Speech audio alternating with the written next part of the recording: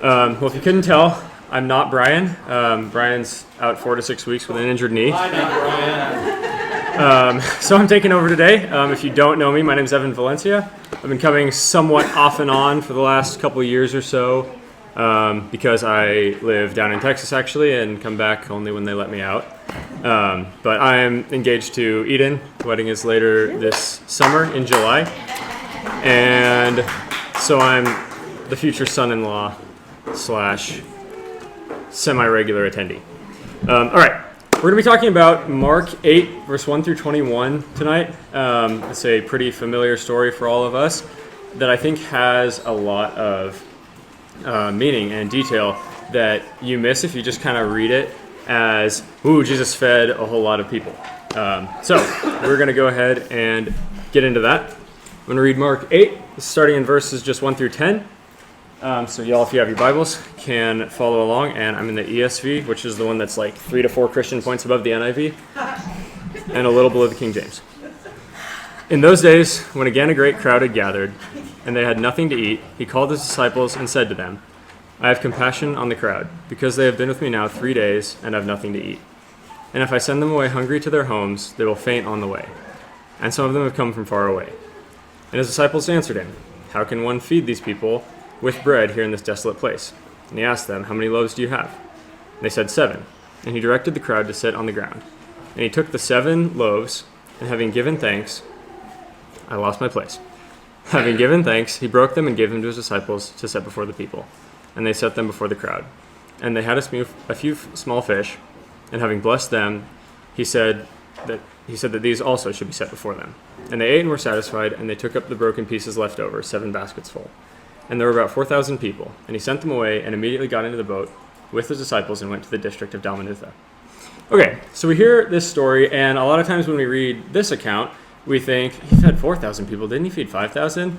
Well, he did a few chapters earlier. And one of the things that I'm somewhat embarrassed to say I just learned fairly recently is that this happened twice. And so we can look at that and think, it's interesting that he does kind of the same miracle twice. Like, why would he do that? Like, a lot of the details of why that is are really, really interesting. And we're going to spend the first kind of part of this focusing on that. So I'm going to pause here and compare with the account of the feeding of the 5,000 in Mark 6. So Mark 6, 30 through 34 says, The apostles turned to Jesus and told him all that they had done and taught. And he said to them, Come away by yourselves to a desolate place and rest a while. For many were coming and going, and they had no leisure even to eat. And they went away in the boat to a desolate place by themselves. Now many saw them going and recognized them. And they ran there on foot ahead from all the towns and got there ahead of them. And when they went on shore, they saw a great crowd, and he had compassion on them, because they were like sheep without a shepherd. And he began to teach them many things. And as it grew late, his disciples came to him and said, This is a desolate place, and the hour is now late. Send them away to go into the surrounding countryside and villages to buy themselves something to eat. But he answered to them, You give them something to eat.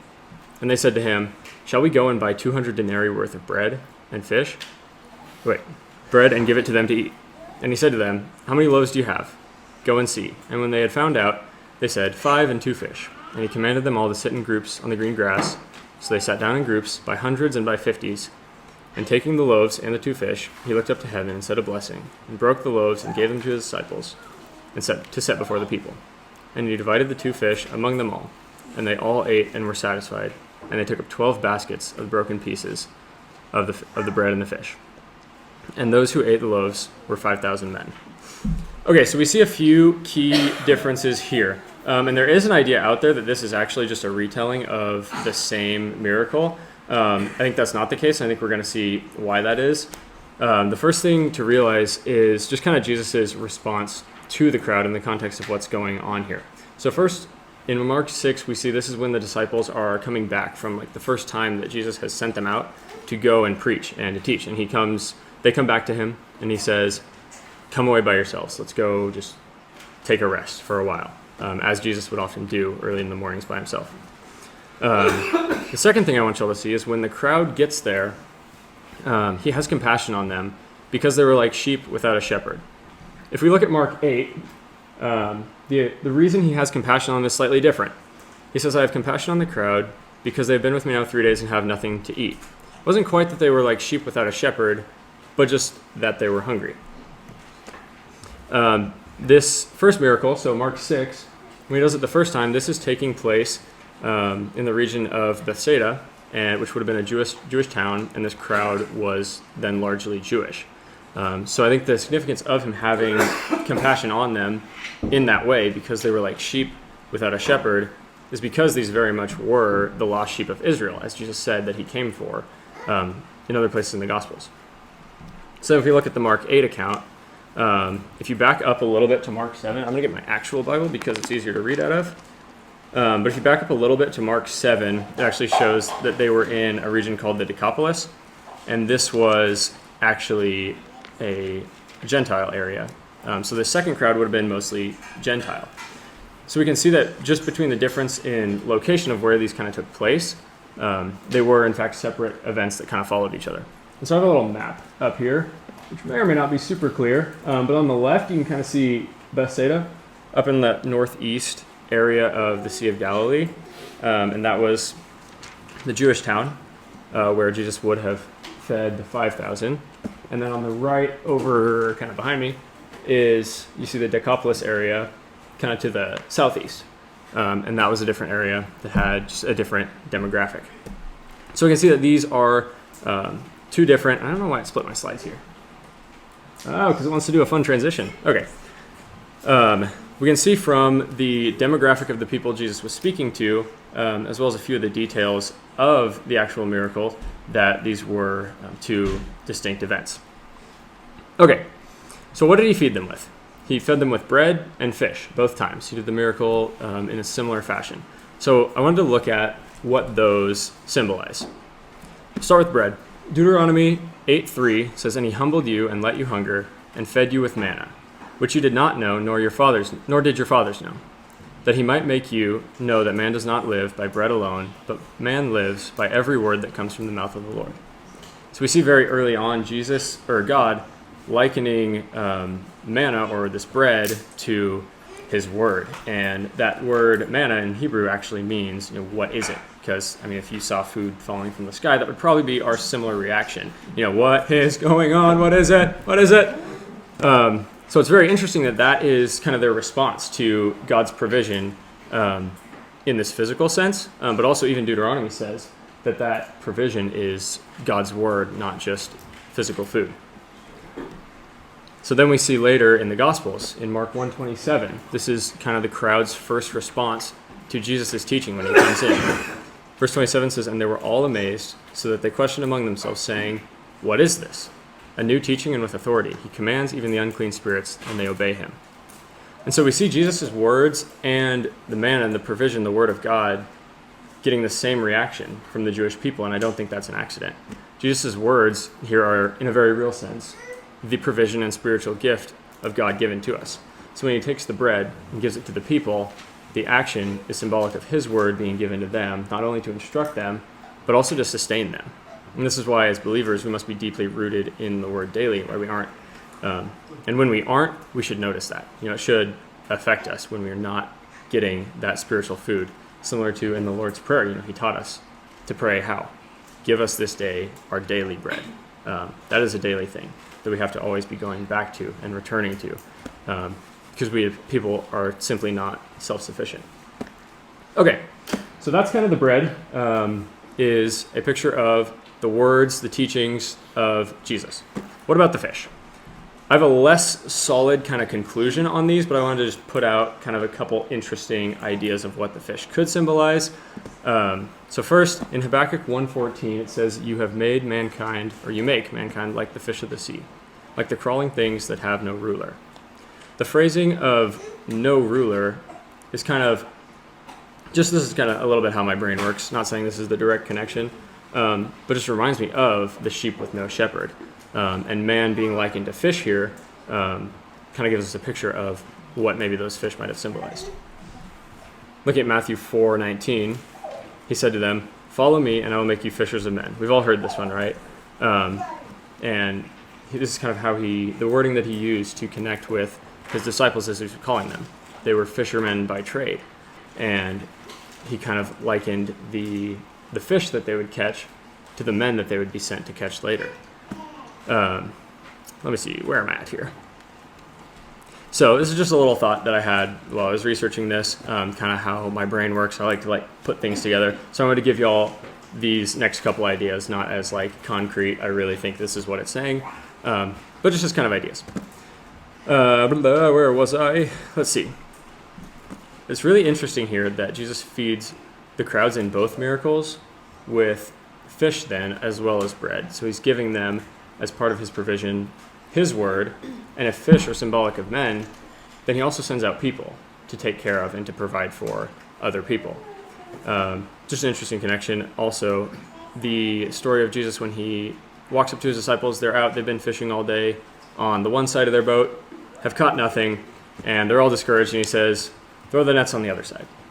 And they go, Jesus, that's ridiculous. We've been fishing all day, we're not going to catch anything. But they do it anyway. And all of a sudden, what happens? They have so many fish, their nets are breaking.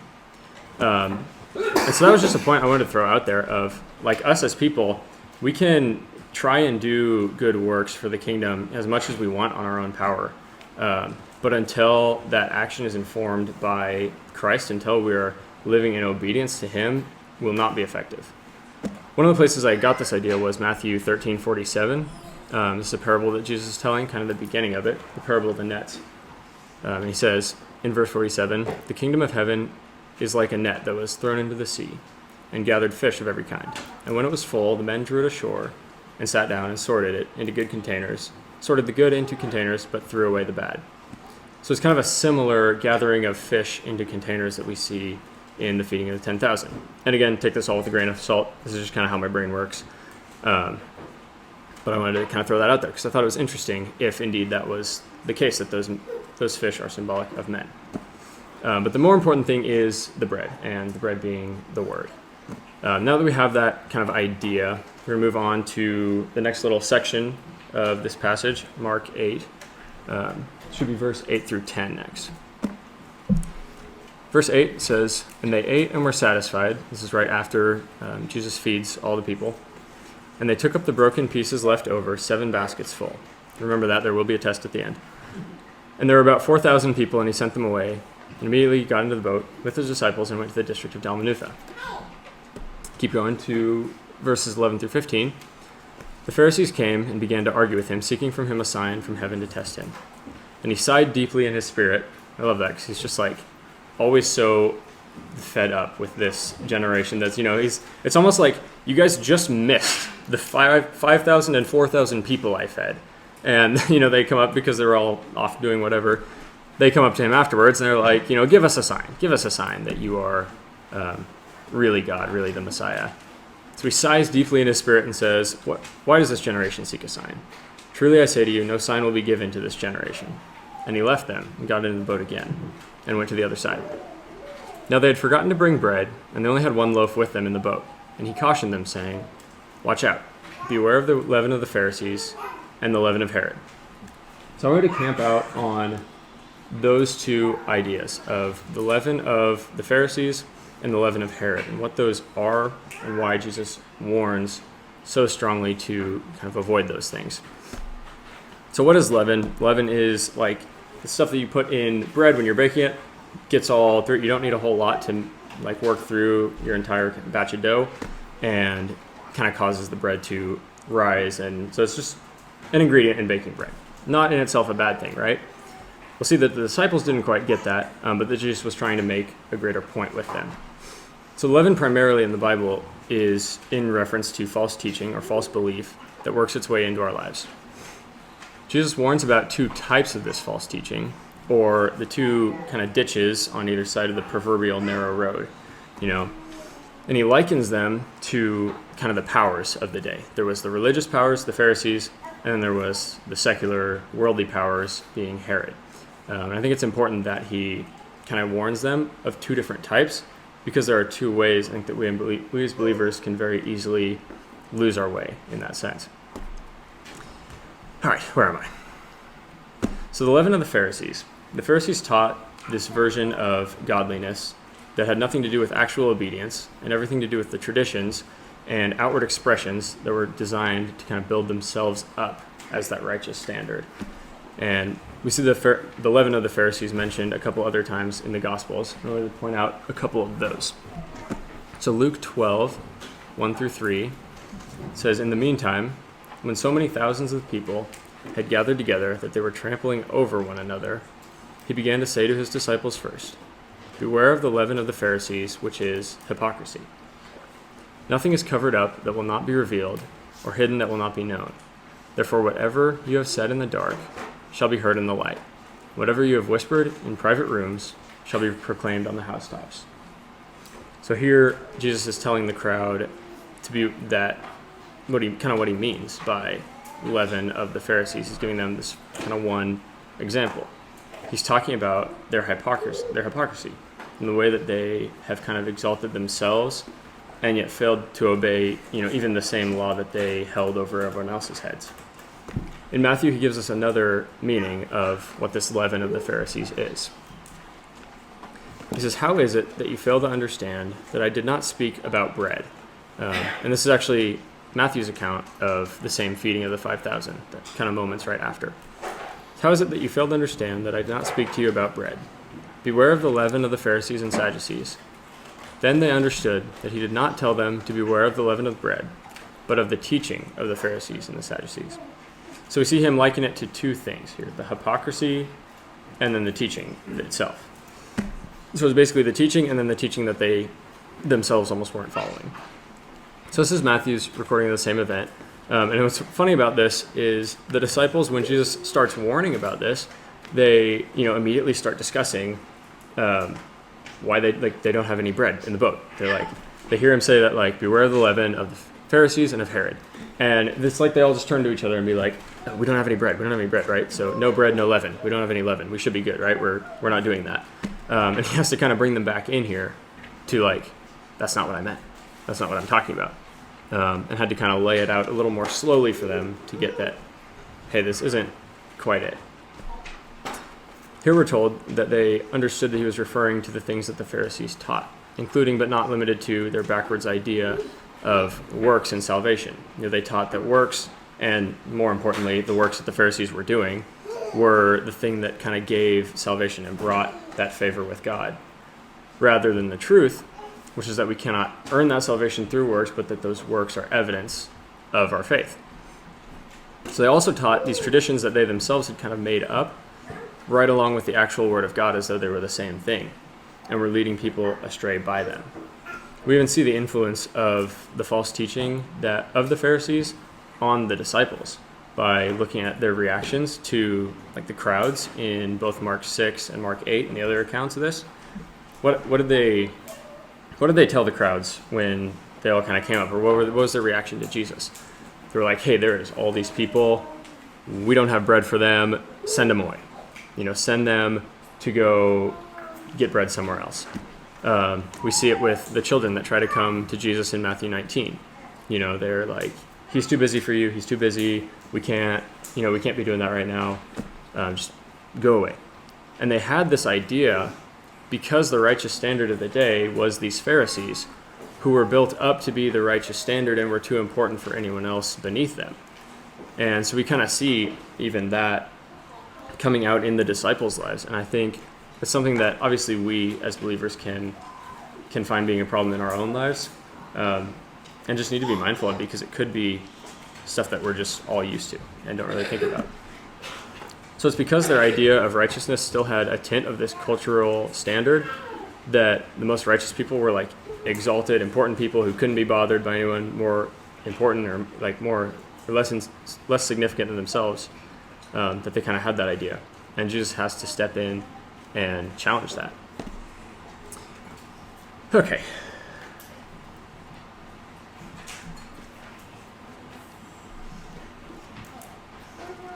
All right.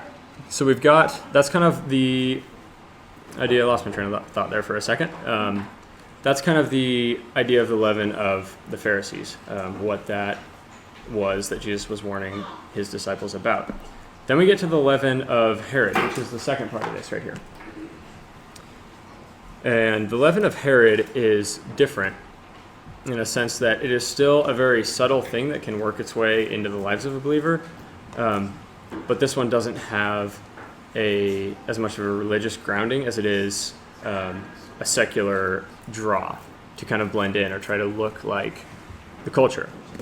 I have here that the leaven of Herod is referring to the constant influence of godlessness in the culture and the world around us. So this is what Paul says when he's referring to leaven, much in the same way that Jesus does, but I think Paul, here in 1 Corinthians, is talking about the leaven of Herod or of the secular world. So in 1 Corinthians 5, 6, and 7, we see that Paul writes this: "Your boasting is not good. Do you not know that a little leaven leavens the whole lump? Cleanse out the old leaven, that you may be a new lump, as you really are unleavened. For Christ, our Passover lamb, has been sacrificed." So in context, Paul is warning the church in Corinth about a situation that they've become numb to within their own body, where this is the part where someone had his father's wife, and Paul is like, what are you guys doing? You're indifferent about this. You don't care, or you don't notice it. And so this church is he's challenging them on that, like, get this out from among you. And that, I think, he refers to it as leaven and says a little leaven leavens the whole lump, because that can spiral outward. If the church is so complacent as to turn a blind eye to any amount of godlessness or worldliness, it's very easy for more to find its way in, for that to kind of snowball and just pile up on itself. So that's why Paul gives them such a strong warning that very closely echoes that of Christ earlier. So Paul calls the church indignant in regards to their mistakes, and it is much an indictment on them as it is a warning to us. The reason Jesus so strongly warns about our need to beware of the leaven of the Pharisees and of Herod is because we're never so righteous as to be above it. We don't reach a point in our faith where we can't be influenced by these things anymore. This is why we should always be praying words like David in Psalms 139, where he says, "Search me, O God, and know my heart. Try me and know my thoughts, and see if there is any grievous way in me, and lead me in the way everlasting." We have to be kind of checking ourselves and holding ourselves to this standard constantly, because it is very easy for us as sinful humans to look at the Corinthian church, point fingers and say, oh yeah, we wouldn't do that. We wouldn't. We know what the leaven of Herod is. We know that what worldly influence is. But would we? We have to kind of go back to the word. This is kind of similar to the idea that I mentioned earlier of returning to Jesus daily for that bread, to not let ourselves go that way. And we see in our culture this agenda. This is kind of the most visible way that I've seen this happening. The cultural agenda that many Christians are even bowing to, where we see them kind of trying to set up a different standard of morality even than God's standard. We see them setting up, love to be synonymous with acceptance. That's kind of the highest, moral thing that you can do in the culture today, is to accept someone and to let them live out whatever their truth is. And we see that that's not biblical. That's not godly, nor is it loving. We've seen the Lutheran Church allowing and celebrating homosexuality. They're allowing homosexual pastors. They're welcoming all those people with open arms, saying that the Bible never condemned it. But it's just not true, right? We know the Word of God is inerrant. We know where and why it says that those things are wrong. And it reminded me... The Lutheran Church doing that, wouldn't you equate that to the Sadducees and the Pharisees? How so? Because of bad teaching. Yeah. By leaders within the church. Yeah. The Herod part, I equate that to, because it's not illegal, then therefore it must be moral and okay. More on the government side than within the church itself. Yeah. Yeah, I think you could definitely say that about both. Within the church, it's religious leaders kind of bowing to that. Yeah. And so then you kind of get the leaven of Herod, the influence of the world, becoming what is taught by the religious leaders. And I think that's a great point, Andrew, because that's especially dangerous. I think about when Paul tells the Corinthians, there is sexual immorality among you, and even of a kind that the pagans don't tolerate. If you look at Muslims today, they don't tolerate a man to be with a man. They have very strict laws against homosexuality. In some countries, you'll be put to death for that. And as I was thinking about this, it's like, how have we in the church gotten so far off to the point that we have a lower standard than those that don't even follow God. Too many years of turning the other cheek when Jesus would love first. Right. That was the leaven. Right. The very sneaky living. To be fair, Yeah. they've got some pretty terrible standards for sexuality in other areas. Oh, absolutely. Yeah. That was just an example. Okay. That's the point, right? Is that leaven is sneaky. It's not going to be super out there. And like Andrew said, it can quickly go from being influence of the world, getting in the church, and then being what the church is preaching. And I think that's true because we have to make no mistake that both types of leaven are inherently spiritual and are driven by the principalities in the Bible that we're warned to fight against. Right? We're told that our battles are not against flesh and blood, and this kind of thing is, I think, what it's warning us about. I was listening to a really good podcast recently that Eden had sent me, and we've been kind of talking back and forth about this idea. There's this guy named Jonathan Cahn who's been interviewed, and his teaching that he's been doing is talking about how these ancient principalities, we would say demons disguised as people's gods, have been slowly working their way back into the world and how they're very much taking root in America right now. And it's really interesting, just the details, the connections are kind of unreal between what America is doing and the ancient worship of Baal, Asherah, Moloch. And I wish I had time to go through all of that, but if y'all want that podcast, I can send it to you later. But it's just interesting and made me think about these things that we're turning a blind eye to that are very, very spiritual, whether or not we know it. And even other churches that would call themselves, non-denominational or reformed or your typical Orthodox Christian belief, they're falling painfully short in this area. Our Exhibit A from earlier this month is a pastor named Michael Todd in Oklahoma at Transformation Church, and some of you... Use that term loosely. What? Use that term loosely. Pastor. A guy in Oklahoma. But earlier this month, there was this thing, and this is a pastor who has always kind of toted the line of going into worldliness to reach worldly people. But I think there's a level of that we really have to be careful with, and especially I would say doesn't belong in the church, because then you can get things like this. So what do we think we see here? Satanic ritual? Just a Grammys performance? Scene from hell itself? No, this is a church service, supposedly. A few of them are worried about COVID at least. Right. At least they got that going for them. This is... What's up? Was it a skit? It was, and it was their Easter service. So for Easter, Michael Todd had his church put on this, whatever's going on, and it was basically this thing that was chock full of demonic imagery, secular music. I think they were singing Kesha songs. They were, doing all this stuff, and we look at this and go how is this church? This is wild. This is weird. This is outlandish.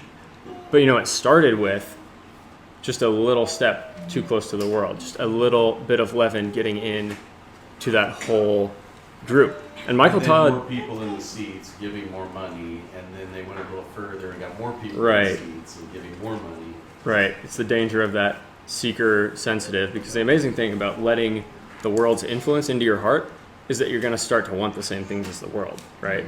You're going to want money, you're going to want more followers, you're going to want that. And this is a mega church at this point, so they're getting that. They're doing what they're set up to do. The other part, if I can add to this specific one, is they're being a little more deceiving by trying to push it off as, we were just portraying the hell portion of things. Right. And And that's so what they they're that's what they told we're everybody. in there trying to, act like they weren't doing what they were doing. Yeah, was it's supposed to portray how bad hell was and all this stuff, and it's just anyone that is really being grounded in the word can look at this and say something is wrong. Even in an interview right before, and he said this in the sermon as well, when Todd was asked about this performance, he was saying we're going to go so far, we're going to go crazy with this to reach the lost people. And when he was asked how far they were going to go, he said we're going to do everything short of sin in order to reach. people. Wow. And it's just sad hearing it, and also scary that pastors are wanting, not only subtly pushing the lines, but on purpose doing this. And oops, didn't mean to switch slides on you. And so it's kind of this. What? Yeah, right. Maybe we can't get off that. All right. But it is just this crazy idea how we get in the church to putting a woman on the cross in an Easter service, having people dress in all these weird like skin tight leather costumes and run around singing secular songs, basically doing a Grammys performance. But it's when that leaven gets in and starts to mess with the church. All right, that was a side trail. Back to Mark 8. We're going to pick up on verse 16 and go through the rest of this little passage that we're going through. So verse 16 says, "And they began discussing with one another the fact that they had no bread. And Jesus, aware of this, said to them, 'Why are you discussing the fact that you have no bread? Do you not yet perceive or understand?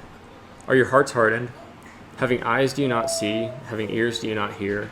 And do you not remember? When I broke the 5 loaves for the 5,000, how many baskets full of broken pieces did you take up?' And they said to him, 12.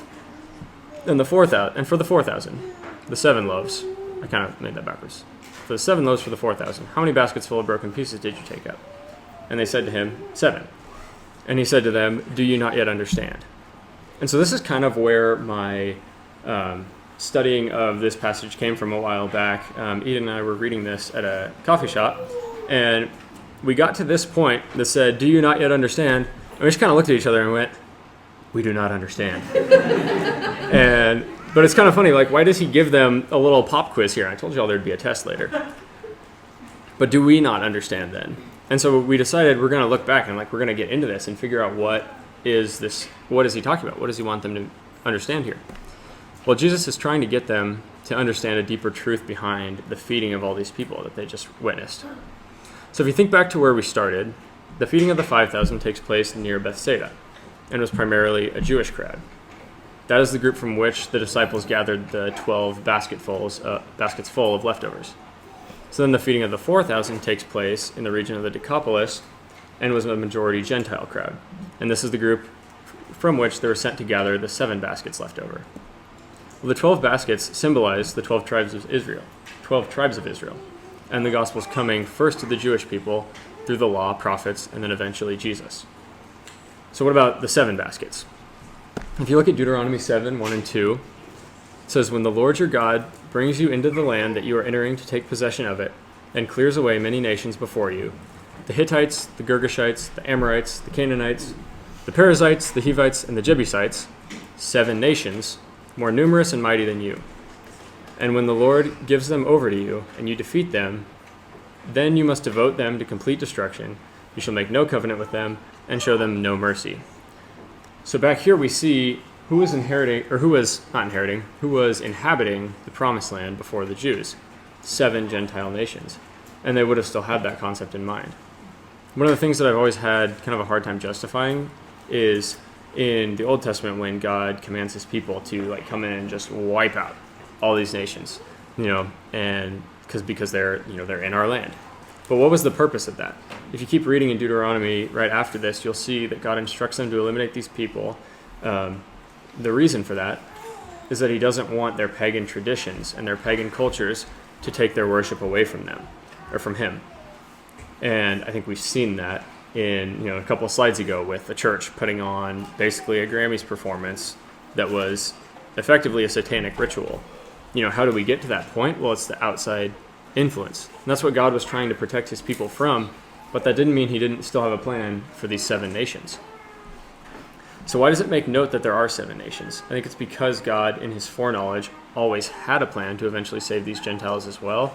And we kind of see that happening now in Mark 8. I didn't do this. These slides decided to animate themselves. But here's those 7 nations, kind of where they were in the Promised Land. And so in the culture of Jesus' day, these 7 nations were representative of all Gentiles. And that would have been, where the disciples and the rest of the Jewish people's minds would have gone if you said anything about 7 nations. And so I think it's really cool when he kind of makes them pause. After doing these miracles, he makes them pause and think about it like, what did I just have you do? What was the number of baskets you gathered? And we can kind of look at that and think, okay, wow, he made some extra. But we see that Jesus doesn't do anything on accident. He doesn't do anything without purpose. So even the leftover baskets were meant to teach and instruct his disciples later on that they were to go both to their people, but also to the rest of the world. We see this ultimate plan many times throughout the Bible. Romans 1:16 says, "For I am not ashamed of this gospel, for it is the power of God for salvation to everyone who believes, to the Jew first, and also to the Greek."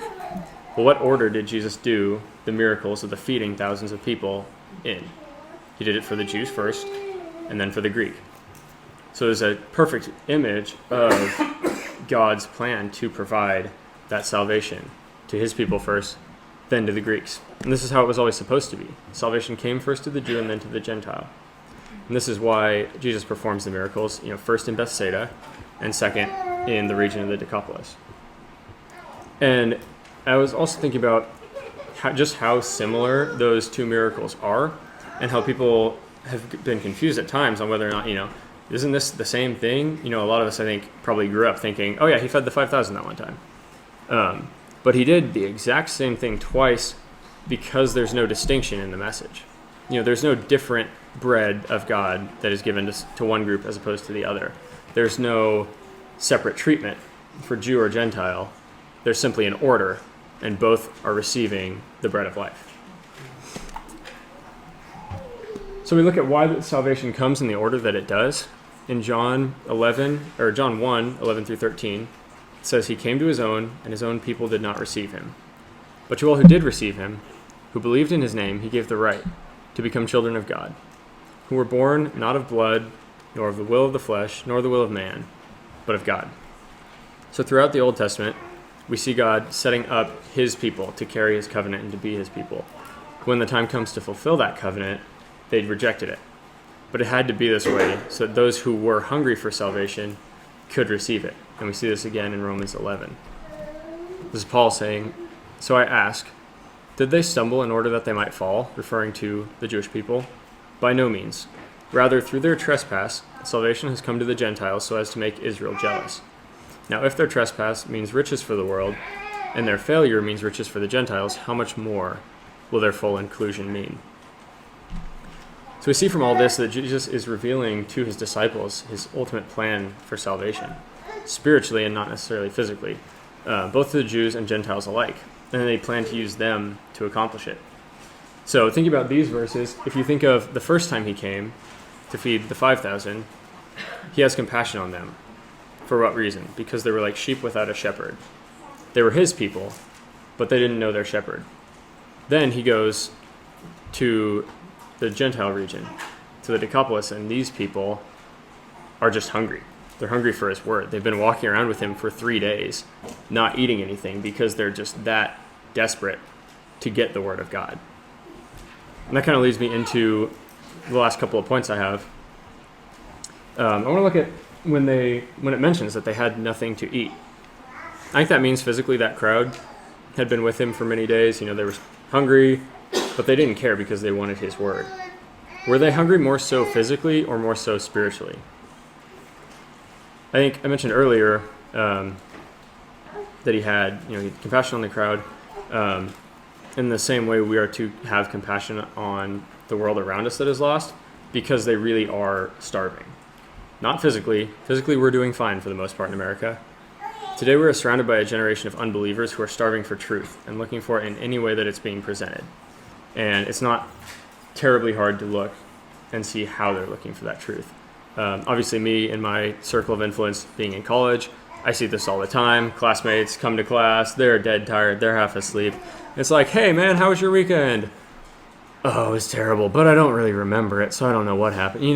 They'll just come in after just a night of all this partying, and just always kind of a humbling reminder to me that these people need Jesus. These people need so much more. They need the bread of life that we have.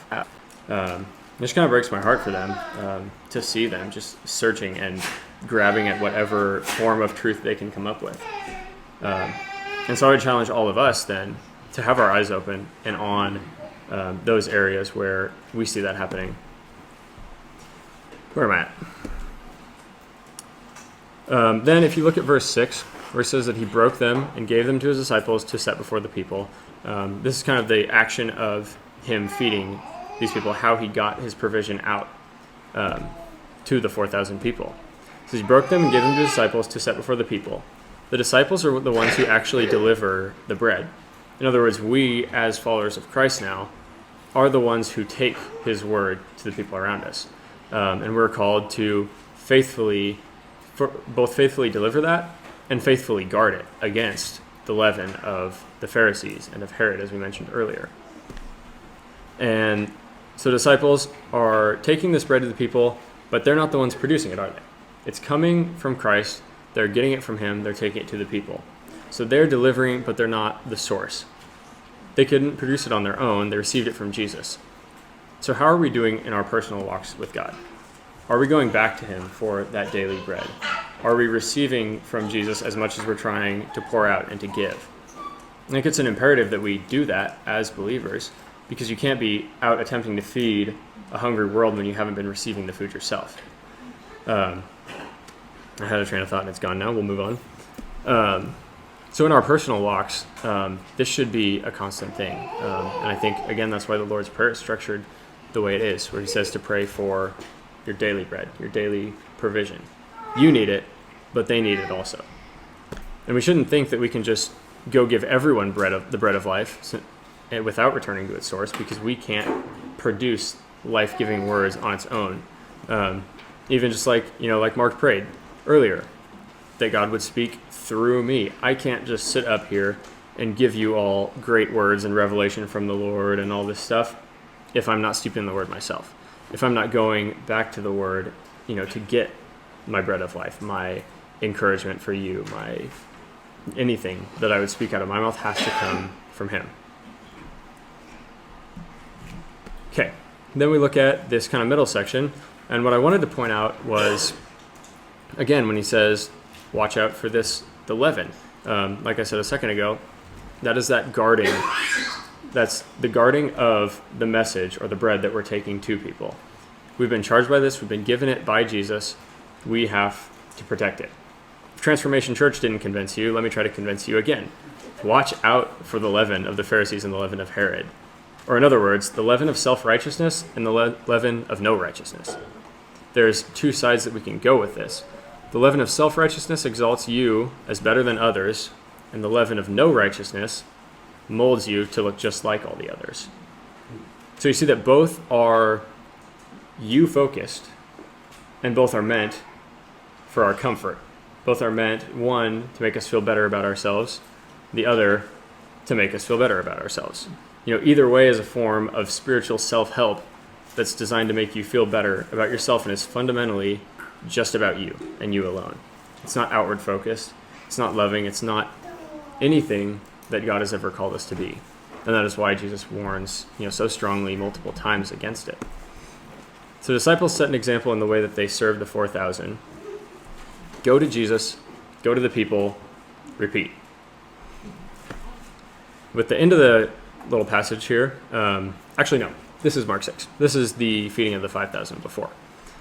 I think it's important that he tells them to come away by themselves to rest a while. This is right after he sends them all out on kind of their first missionary journeys. They've been preaching, they've been teaching, and they come back to Jesus and he says, come by yourselves to a desolate place and rest. We need that godly rest. We need to take time just to spend with our Creator. This is part of returning to Jesus to get the bread. You can't be filled up unless you are taking that time to rest and focus only on him. And we see that he has compassion on the crowd, but right before that, what's going on? The disciples are kind of seeing all these people and are like, oh my gosh, there's so many people. We just got done teaching everybody. We're tired. Jesus, just send him to go get food. And I was thinking about this as I was getting ready, and isn't that our attitude towards people that inconvenience us? Or people that interrupt even the good things that we do. With friends, like if I'm at school and I'm like, okay, I'm really, really busy right now. I have to get to Bible study. I know you're having a bad day, but I can't tell you about Jesus right now. I have Bible study in 5 minutes. And I've done that. I'm embarrassed to say I'm as bad at this as anybody, but we are just like that. We are that way. We're inherently self-focused. That's why the leaven is so attractive to us. This spiritual self-help is so misleading and so alluring, is because our natural disposition is not to Christ, it's to ourselves. And so we can get that way. We can take these good things that we're doing, like the disciples here. Jesus was trying to lead them to go rest. They're like, okay, we need to go rest. This is good. This is going to be great. But then the crowd interrupts them. The crowd runs on foot around the lake to beat them there. And what is their response? Jesus' response is to have compassion on them and to continue to teach. So I make that point to say that we need to be interruptible.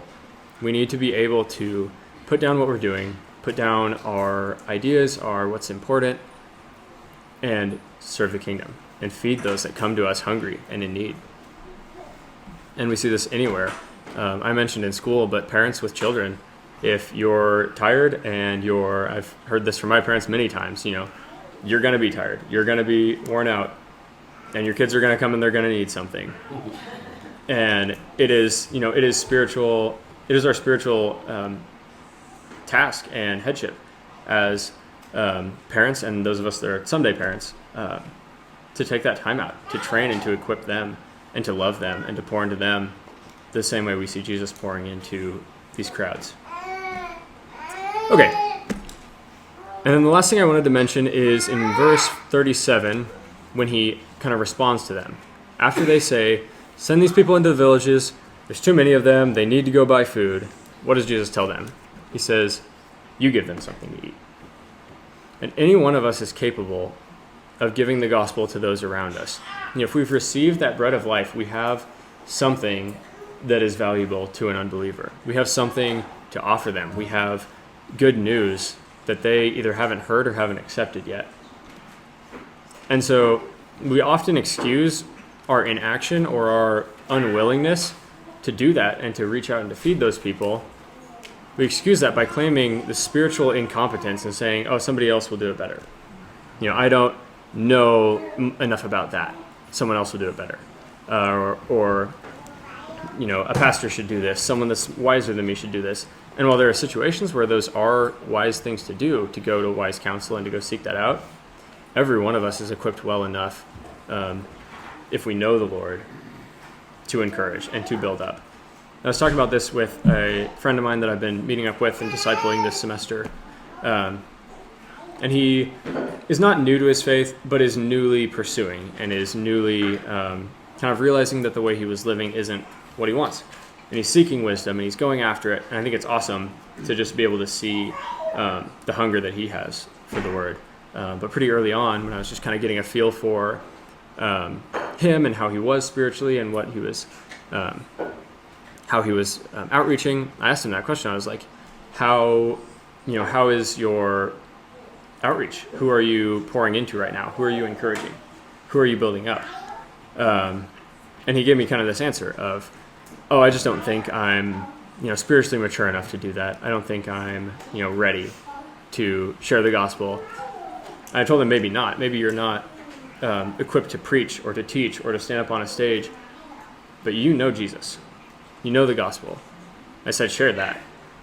It's a mindset that I get from a pastor friend of mine, Greg Johnson. He always tells us, what are you doing with what you already know? Any one of us can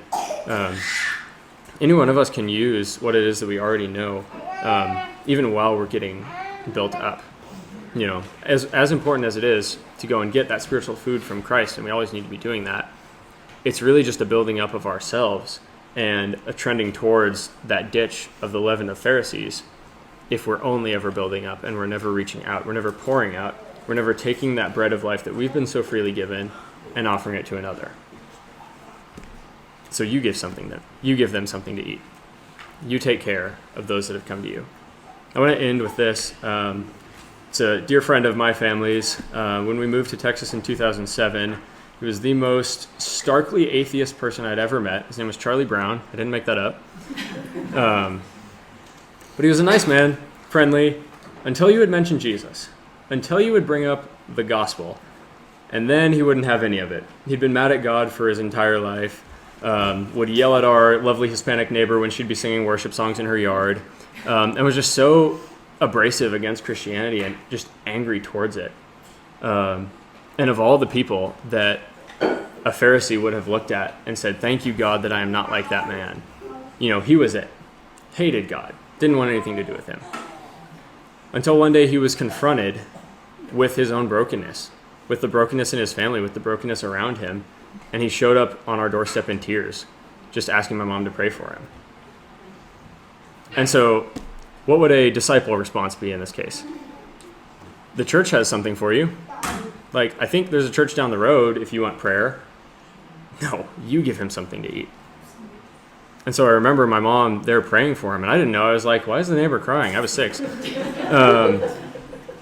But it became this beautiful thing by which my parents eventually ministered to him. And now today, every time I walk in that old church and see him and his wife in the back standing there worshiping, it's just a beautiful reminder of simple obedience and the way that that transforms lives. And so I love that we can get this from the feeding of the 5,000, a story that otherwise is easy to gloss over, is easy to kind of see and think, yeah, that's really cool. Wow, good miracle, Jesus. Way to go. But I think it's so much deeper and so much more important when we can look at that and say, okay, wow, this was a picture of how God's ultimate plan for Jew and Gentile alike for salvation was being worked. How Jesus laid out a perfect image of that, 12 baskets for 12 nations and 7 for 7 nations, or 12 for the 12 tribes, 7 for the 7 nations. And then what our role is as the disciples, as the followers of Christ, to go and get that bread from Christ and deliver it to those around us. So that's all I got. I'll pray us out, and then we can do whatever. I put a little end there, so you'll know it's the end. Okay, if y'all would pray with me, though. Jesus, we love you. We come to you this evening and just thank you for this group that you've put together. Thank you for the love that they have for you, Lord, the way that they pursue you and pursue each other so well. And I pray for all of us that you would keep us on our guard against the false teaching, the false things that the world would try and lead us into, Lord, the false morality, the false religion, all the things, Lord, that try and pull us subtly or not so subtly away from you. Jesus, I just pray that you would give us strength to reject that, to stand strong against it, to train our children to do the same, to train our brothers and sisters to do the same, Lord. And as we get that spiritual bread here, to take it to those that need it, Lord. Even just speaking about this, I'm reminded of dozens of people that I could be sharing that with daily, and I think we all are. So Lord, I just pray for those people that you would give us boldness and strength to go after and to reach them with the word, and just pour into those broken, hurting places, Lord, that are so hungry for you. I can't help but think they wouldn't be the people that would follow you around for 3 days without eating if they heard you talking. So let us be your words to those people. Let us be your light. We love you, Jesus, and we pray over just the rest of our time this evening, and you just bless our fellowship. In Jesus' name, amen.